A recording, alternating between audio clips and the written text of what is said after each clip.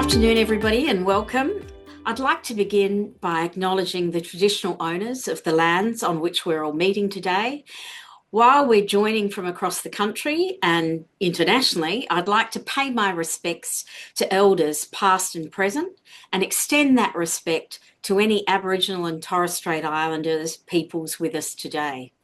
And as we come together to discuss skills, capability, and opportunity, I think it's important to recognise that this country holds the world's oldest continuing culture, where skills and learnings have always been built through lived experience, community, and practice.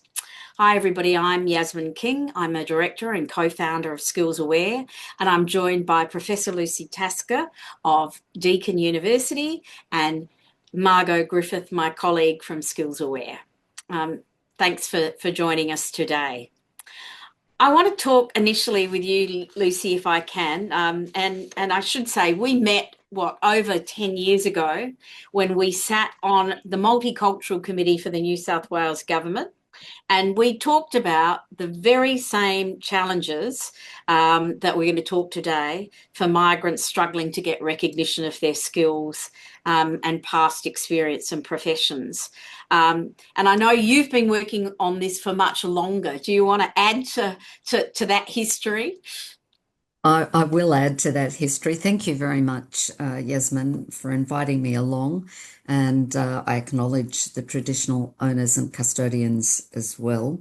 Look, sadly, I don't think that the structural barriers we discussed in 2012 and 2013 on that ministerial roundtable have been addressed. Indeed, I don't think they've been addressed since they were first raised in a number of landmark inquiries in the 1970s and 1980s. So we're talking 50 and 40 years ago. And you might recall that that committee reviewed the recommendations from various inquiries, the federal government's review of post-arrival programs and services for migrants in 1978, would you believe, known as the Galbally Report. Another federal inquiry in 1982 by Fry. And finally, the one that I'd really like to focus on today is the recognition of overseas qualifications inquiry that was actually established by the then Premier, Nick Greiner, in 1989, also done by Fry, which led the Premier to treat recognition, qualifications recognition as an industrial issue. And he basically established the Migrant Employment and Qualifications Board, which was chaired by Sir Nick Shahady, to address what he referred to as credential bottlenecks.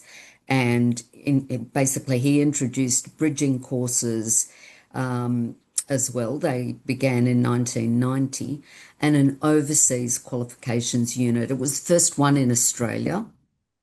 And subsequently, it was modelled on by other states and territories. And the board itself was an independent statutory body reporting directly to the minister, and it brought together policy and industrial relations knowledge of the Migrant Employment Unit, which was in the Department of Industrial Relations, as well as the information and advisory section of the Overseas Qualification Unit, which was interestingly in Ethnic Affairs, in the Ethnic Affairs Commission. So the important thing I want to stress here is that in 1990, this was not simply about recognising, assessing and so on overseas qualifications, but also ensuring that they would be equitable by recognising experience and skills. So the board's functions were really this holistic framing that I've just mentioned, and to also assist in the promotion, development and coordination of information, and note here, counselling services, refresher and bridging courses, training, retraining and employment programs for migrants. In its time, and it was closed down in 2004, The board provided direct information and counselling to more than 20,000 migrants. It negotiated and, in some cases, funded bridging and refresher programs for a range of professions, including nurses, teachers, engineers, doctors, and dentists, and so on. The Specialist Migrant Placement Officer program and the Mature Workers program were really quite critical. And I think the others here won't know this, but you will no doubt remember that one of the things that a number of the migrant representative groups told us in that committee in 2013 was that there needed to be something to get over the blockages around the lack of experience in the Australian workplace and the lack of recognition of experience, cross-border experience. And we were talking then about shadowing opportunities, internship opportunities, and so on to create pathways to experience. I'm sorry, I'm using artifacts here because I'm very jet lagged. Now, I'm of the view that this multifaceted approach to recognition of overseas qualifications, skills, and experience, and then assistance with placement programs is really important. And their demise, I think, contributes to the continuation, perhaps even the institutionalization of barriers that effectively prevent the harnessing of migrants' human, cultural, social capital, the underutilization of their skills, and the economic and social, and most importantly, the mental costs Yeah. of this loss for migrants. Yeah. I mean, the recent study that Deloitte Access Economics did for SSI highlighted that, we've got 620,000 permanent migrants. So these are people who are already here in Australia, all working below their skill level. And that's costing the economy about 70 billion over the last 10 years. I mean, that's massive numbers. And then in the same breath, we talk about, why is our productivity so low? And I mean, I know just anecdotally the number of times I talk to people in, driving Ubers or, working in a service role. I mean, I recently went to a restaurant where the guy who was a Ukrainian who was here served me, and he was a nuclear physicist. And I have to say, I just think this is so much wasted expertise, and this notion that, if you haven't done it in Australia, you can't possibly have any relevant expertise, I just think is just so naive and, means we have so many people whose opportunities are being lost. I mean, I wanted to talk in particular about the qualification process, obviously, because that's where our interest is. I mean, do you think part of the challenge is that compared to what existed in the late 90s is that it's incredibly fragmented, right? I mean, if you've come here as a migrant in a particular discipline and you want to work out what you need to do to work in that discipline, to actually navigate where and what you need to do is incredibly complex, right? I mean, because it's different organizations that are responsible for, I mean, and we double cost people, don't we? Because, you pay to become a migrant to get into Australia and to get all of your details and evidence recognised to get the entry in, and then we expect you to do it all again to get your qualifications recognised. And we're talking, not hundreds of dollars, we're talking thousands and thousands of dollars that these people have as a barrier to them. Well, yeah, and there's also the double costing in terms of retraining because the qualifications and experience aren't recognised. Like you, I quote this particular example because it was so salient to me. An Uber driver from Jordan, qualifications in pharmacy, decades in pharmaceutical multinationals in Jordan, and arrived, and his qualifications, to get his qualifications recognised was very expensive in the first place. But in the end, he went to TAFE and did a chef's course in order to get something. So we're talking about not only the costs you mentioned, but also the costs, these additional costs that I mentioned as well. And I think this goes down to a lack of long-term thinking, strategy, and investment, really.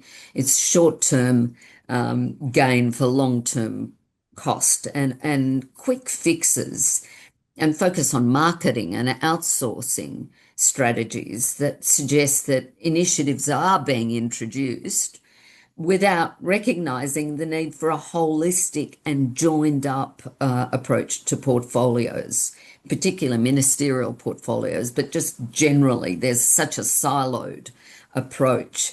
I mean, I find it astounding that qualifications recognition federally is in education. Um, qualifications recognition, in my view, is a very blunt instrument. I know I've done it in universities. We only focus on the limited qualifications. And we don't recognise, well, some of us do, but on the whole, there's a lack of recognition of the biases involved in that qualifications process.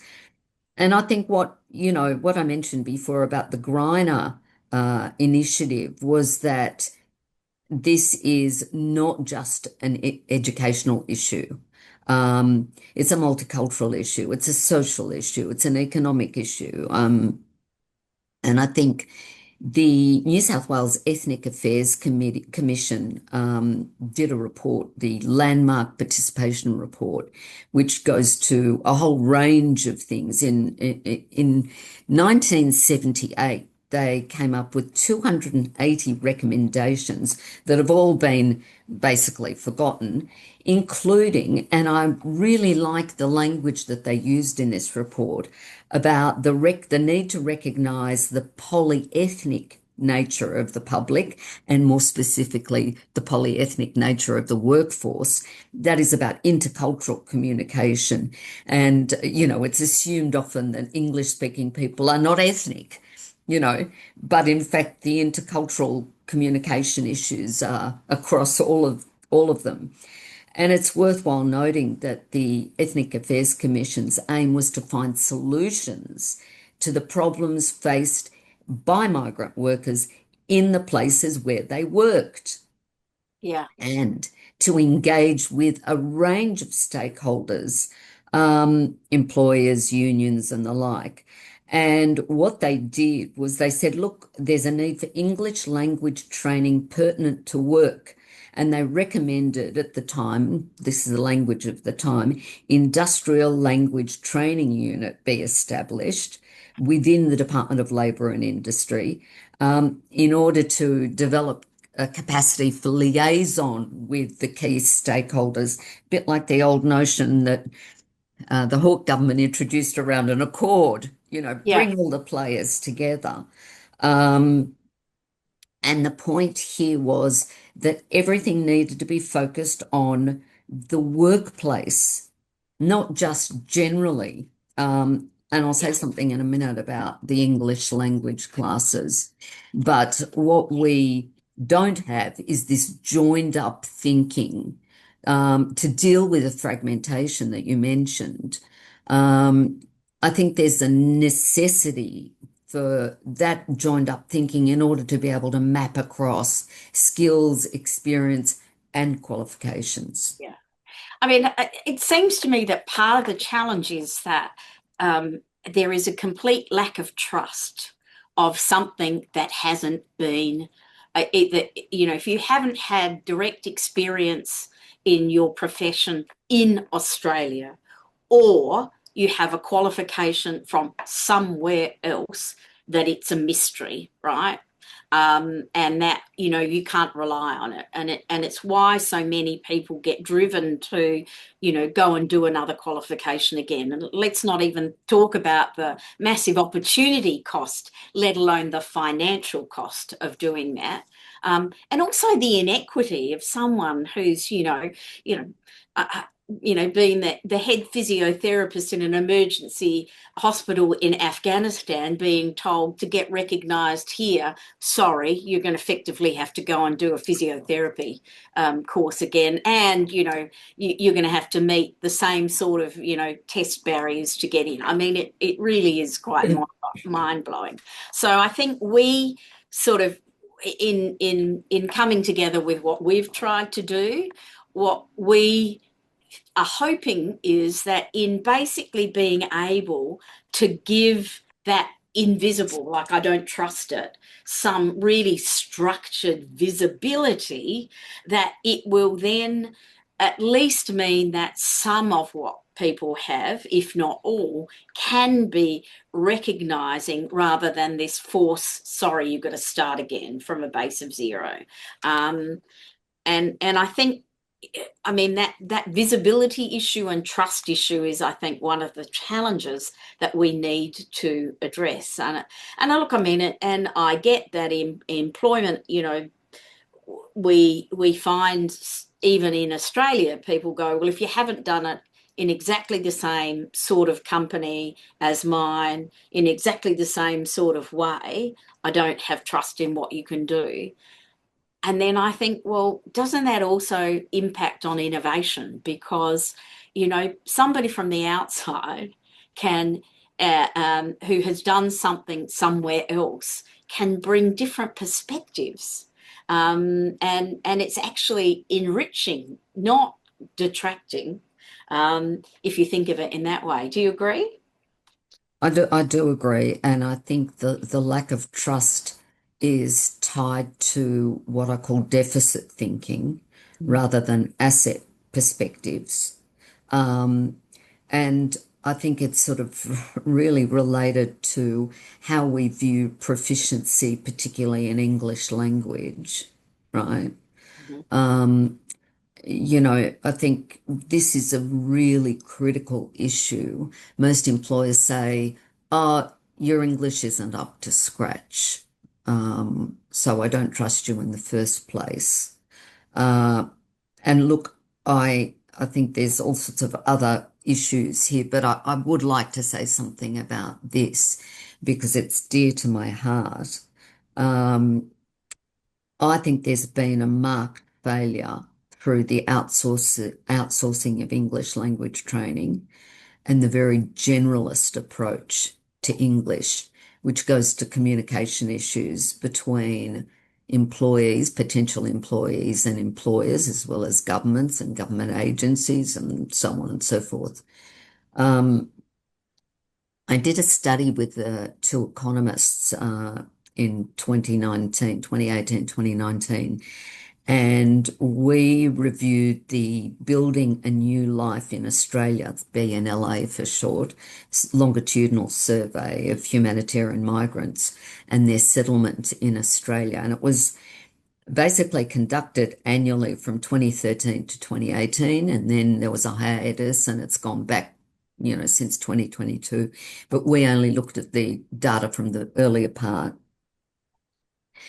And basically, what I was really interested in and what we published on at the time was on human capital in inverted commas, which basically I was really interested in their views of the English language training they got. And most of them said that it was not fit for purpose, Yeah. okay? Even though they thought TAFE was better than some of the private providers and so on, because it did not deal with the fitting for the workplace needs of Yeah. communication. Yeah. Um, and I think, just you were saying before that I've been doing this for a while. Well, I did a bit of research on what David Hill did with the State Rail Authority when he was the CEO in the early 1980s. And there were big issues around these sorts of concerns then, particularly about the migrant workforce in the railways. And what he did was he instituted English language classes in the workplace during work time, which then basically had a huge impact on women. I mean, just as an aside, I know that migrants are so exhausted by the work they do and now reinforced by gig work, okay, Yeah. that they just don't have the energy to go to classes to improve their communication. So they're even more locked in. Um, and I think we should really learn from some of those things Yeah. that they were doing. And I might point out that in the landmark participation report of 78, basically they also looked at the needs of immigrant women. And they argued that the Adult Migrant Education Service English language programs had to be made more flexible in subject matter, teaching methods, times, venues, childminding arrangements, and the like, Yeah. and wholly offered Yeah. in the time of the employing body. So I just want to end off by saying something else about that deficit thinking. Okay. To my mind, the linguistic capital of migrants is really, really taken into account. Yeah. Now, and I know that in Europe, most people speak at least two languages, at least, right? And the productivity and trust benefits that come with that are huge. Yeah. Here, we only talk about the lack of English proficiency. We do not recognize that most of these migrants have Multiple languages. multiple languages, Yeah. Yeah. and that also gives them what is known as navigational capital, not just linguistic capital, because they've learned through the migration process anyway to navigate institutions, systems, and so on. And yet in Australia, they keep coming up against barriers. Yeah. I think that we have to get over this Yeah. blunt Absolutely. instrument. Yeah. And it's not And even it's not even direct in that, if somebody is a migrant and comes, so for example, in the health system, if you come via the NHS, right, and you might be of a non-English speaking background, when you come through from the NHS into Australia, English language proficiency is irrelevant because you're coming from the UK. So we don't even have exactly. consistency. Yeah. So look, I'm going to ask you, Lucy, if you mind just hanging on, because we've got some Sure. people who might ask some questions. But I just want to move quickly to getting Margo to just give I think what we've tried to do to address what we think is this trust and visibility gap of people's skills as a starting point, and that will enable individuals to actually do this initially. And if you think about if you want to get your skills recognised here as a migrant, before you do anything, before you know whether there's any possibility, whatever process you're going to follow, there's immediately an upfront cost, right? And that can be in the thousands. So you don't even know if you're going to you're going to be successful or what you're going to be successful in. And there's barriers from the get-go. And at least pursuing something like this would give people an indication against an Australian standard of what they have that might be able to be recognised. Over to you, Margo. Thank you, Yasmin. And look, Lucy, thank you so much for all of your incredible experience and insights. And it just strikes me that everything old is new again, right? It's like we have so much learnings from the past that we're not leveraging and putting action to. And one of the questions I would love to circle back to when I'm done showing you through this is, why are we not aggressively pursuing this? Like what is that barrier? Because you hear over and over again in the media that this is a critical issue from a productivity perspective, and yet there's very little actionable actions, to be honest. So let's circle back to that. As Yasmin indicated, and thank you, Yas, we've been sort of looking at this problem and seeing what we could do to tackle the skills visibility issue, right? As a first step. We're not going to solve the systemic issue that is much wider and broader, but from an individual perspective, what could it look like if we actually understood and could tell the story of what we know and can do? What would that look like from the get-go?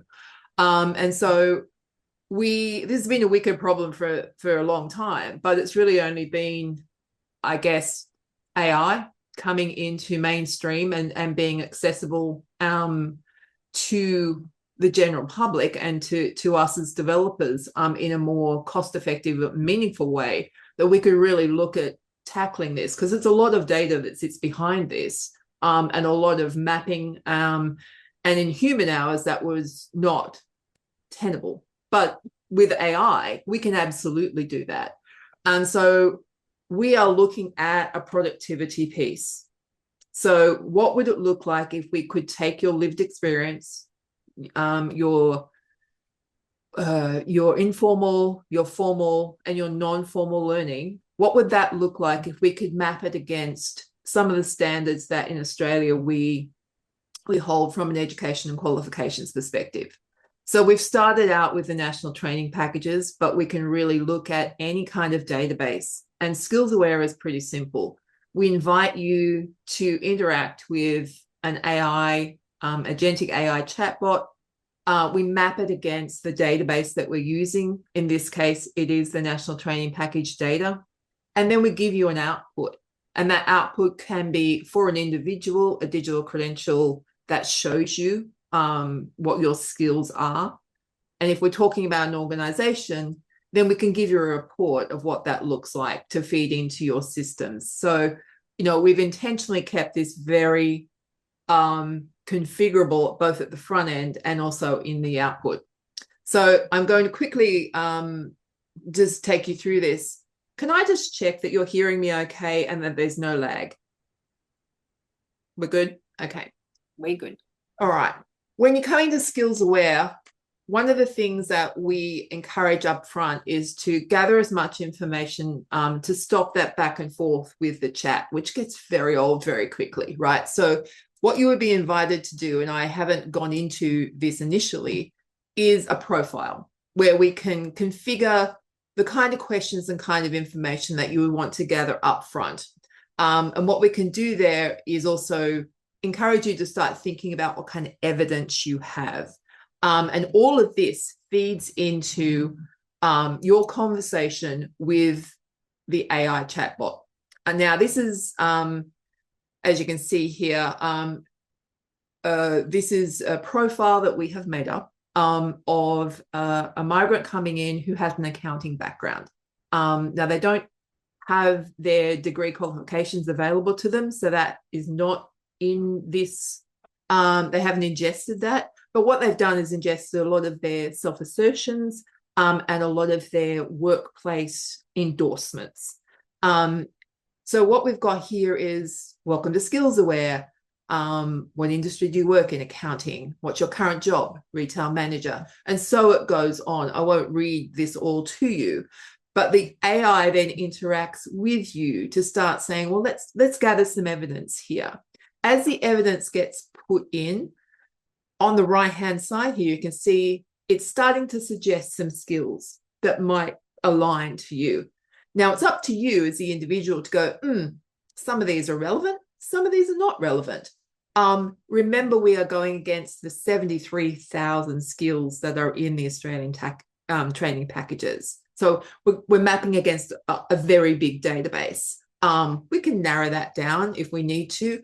But so the AI is going, hey, here's some things that might be applicable to you. And it's up to you to go, hey, yes, I can see that this applies to me. You can see the details of any particular skill that it shows, that it it has identified by clicking on that. These are the key elements.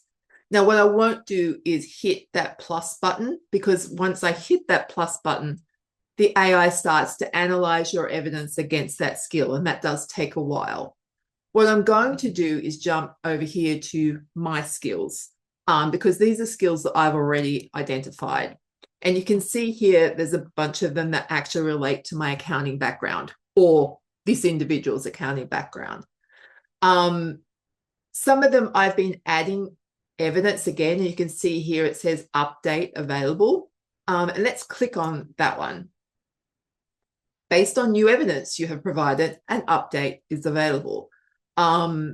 So that's great. You can keep on to continuously updating, your evidence against these skill profiles. You can see here that because we don't have any formal qualification documents, it's only an experience score. But this experience score is 29 out of 50, which is pretty good, actually. But if you want to get better at this, like if you want to actually add some more evidence, we have the ability to either check your progress, which we look at all of the individual elements. And you can see here, they're not bad, but this one's not great. So that is one of the elements where you go, I actually need to go out and seek some more evidence for that one. And you can do that either by clicking on improve your score, and it will give you indications of how you can do that. And one of the ways that you can improve your score is to click get endorsement. Now, this is an encrypted and secure link that you can go out to your work supervisors, your colleagues, your peers, anyone who can endorse your skill. And you can see here, you can manage that process. Now, that's encrypted within SkillsAware. Let me go back here. I won't create, so once you've gone through and you're gathering all of your evidence, the next step to that, if you've gone, okay, I've got all the evidence I possibly can, then what we can do is package up that skill, which means that it then becomes an artifact for you to be able to share, to copy a URL. Perhaps you're wanting to get it assessed for recognition of prior learning, so then it can be sent on to an assessing body. I'm going to click on one that has already been packaged. And you can see here, it's still got all of the information here, that there's view my skill package. If I click on that, it's going to come back with this certificate. So you can see Aman, apply and maintain knowledge of financial products and services. And here's all of the information along with all of the evidence. And this can be shared either in a printed copy, or you can copy the URL. And soon we will also have a dashboard so that if this was within an organization, an assessor could see that. I'm conscious that we're at time, so I'm going to stop sharing. That was a very quick overview of what we can do, and would love to hear from you if you think this is going to be useful in any way for your organization. Yeah, over to you, Yas. You're on mute. You're on mute. Sorry about that. Okay. Look, I think, we are over time, but I mean, let's circle back to Lucy and actually see whether she's got some thoughts on answering your end question. And as Margo said, if you're interested in learning more about what we're doing, please don't hesitate to reach out to Margo or myself, and because we would love to engage, because we really do think that, keeping on doing the same thing without trying to look at how we can address this challenge differently is going to means we're going to be having these same conversations in another 10 years if we're still around, Lucy. Right. Indeed. Look, Margo and Yasmin, I think particularly you, Yasmin, will know that one of the big problems is the short-term political cycle. As far as I'm concerned, however, that short-termist thinking is very widespread not just in politics, but in most organisations.